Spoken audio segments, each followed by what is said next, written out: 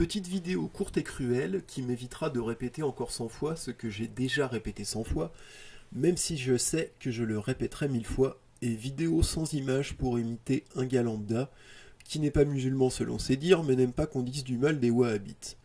Évidemment, quand on est franco-maghrébin, pas assuré dans son identité pour d'évidentes causes que j'expliquerai dans quelques instants, et même si on ne se définit pas comme musulman, on ne peut que prendre la défense de l'islam, quand bien même il s'agirait de ses formes dégénérées. Le wahhabisme, selon les dires récents de Ben Salman, prince héritier de la bédouinerie saoud, a été propagé mondialement sous commande des Occidentaux dans le cadre de la guerre froide et pour emmerder les Russes. L'histoire remonte plus loin, quand la puissance anglo-saxonne a soutenu la famille saoud et le prédicateur Abdel Wahhab, ceci afin de prendre le contrôle des terres de la péninsule arabique et de faire chuter l'Empire ottoman. Ce wahhabisme, dont les prétentions théocratiques, la sécheresse spirituelle et la violence remontent notamment à Ibn Taymiyyah, le gourou des salafistes, ce wahhabisme a servi, après avoir contribué à effondrer l'Empire ottoman, à créer du terrorisme partout de par le monde, notamment par l'exportation massive d'imams et textes savamment tournés, dont le Coran lui-même pour les traductions, textes savamment tournés incitant au repli communautaire, à la takfirisation et à la sortie de l'islam des croyants non conformes, au bulldozage des tombes des saints, au djihad externe, bref, à toutes les aberrations qu'on constate dans un certain islamisme contemporain que les musulmans égarés et les ennemis des populations voudraient voir équivaloir à l'islam traditionnel. Rappelons qu'Ibn Taymiyyah fut condamné par les savants de son temps et même emprisonné pour ses délires. La famille du prédicateur Abdel Wahhab se désavoua de lui. Pourtant, c'est sur la base de ces malades que les islamistes revendiquent un islam traditionnel. Comme on dit sur internet, lol.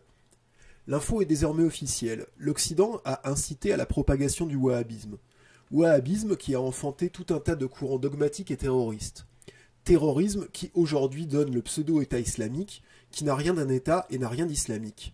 Ses leaders étant ex-officiers bassistes de l'armée de Saddam Hussein, et les monstruosités perpétrées par ses membres ne laissant aucun doute sur la nature de leur quête spirituelle. Moins officiel, mais quasi, les financements des oligarchies occidentales pour le Daesh et la sphère d'Al-Qaïda, financements qui commencent dans notre période historique en Afghanistan fin des années 70 et n'ont jamais cessé depuis, même si à chaque grand carnage on nous parle de retour de bâton, qu'on a joué avec le feu, et autres excuses embarrassées cachant maladroitement une collusion toujours active. Ordo ab chaos, l'ordre sorti du chaos, et autres, entre guillemets, fariboles conspi. Ces propos sur les racines du terrorisme islamiste posés, on peut se demander pourquoi des franco-maghrébins, pourtant éveillés et pas du tout allumés, acceptent de considérer les terroristes suicidaires comme des soldats et le Daesh comme un État. Ils leur prêtent une indépendance et une liberté d'action qu'ils n'ont pas, les premiers étant passés par la moulinette idéologique du taimiyyo-wahhabisme, qui à lui seul suffit à produire des malades mentaux plus ou moins atteints, puis par les méthodes d'endoctrinement MKUltra chères à l'état profond américain, puis par l'usage de drogues de combat parfaitement déshumanisantes comme le Captagon. Ces soldats sont des robots organiques, mais après tout les Français disaient la même chose des Prussiens au XIXe siècle, tant la formation militaire de nos germains cousins était pragmatique et efficace.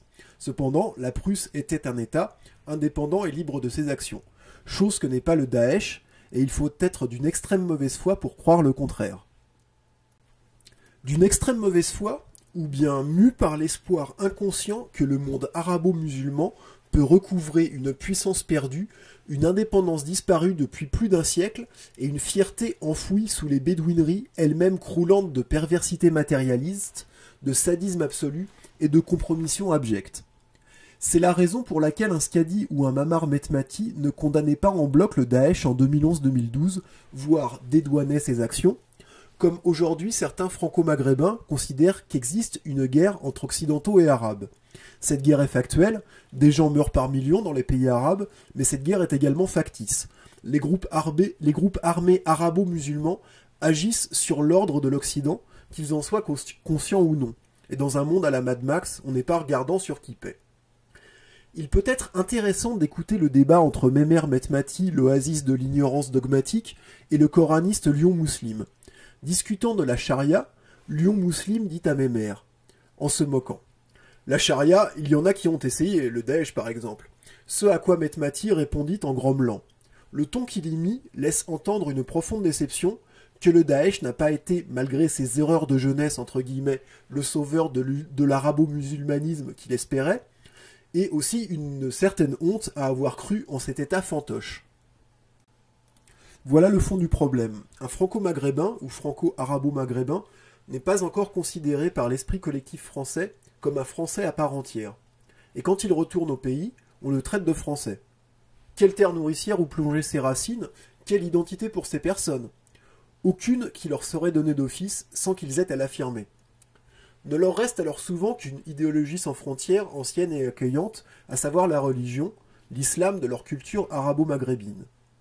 Or, cet islam s'est fait prendre en otage par le taimi-wahhabisme des bédouineries, avec les plus grands encouragements et l'aide des puissances occidentales, ravis de pouvoir ainsi créer et disposer d'armées de fanatiques prêtes à tout faire sauter, ce qui donne évidemment de très bonnes raisons pour un interventionnisme et un état d'urgence permanent. Voilà pourquoi certains considèrent les daéchistes comme des soldats. Plus ou moins au fond d'eux, et plus ou moins malgré eux, quelque chose espère et croit qu'un califat arabo-musulman légitime pourrait couver dans le monde arabo-musulman. Même s'il commet les pires atrocités, ce califat promet de leur rendre une fierté et une identité malheureusement trop ténue dans notre société pour des raisons assez claires de contexte encore colonial et de simple xénophobie.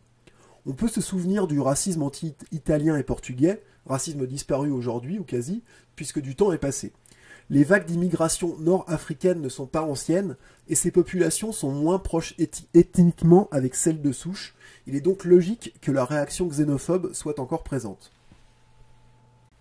Pour finir, rappelons qu'un maghrébin n'est pas un arabe, et que l'islam n'est pas condamné à être arabe, ni imposer à ses croyants des modes de gouvernance politique et sociale destinés aux belliqueux bédouins, quand bien même ces derniers voudraient les répandre de par le monde.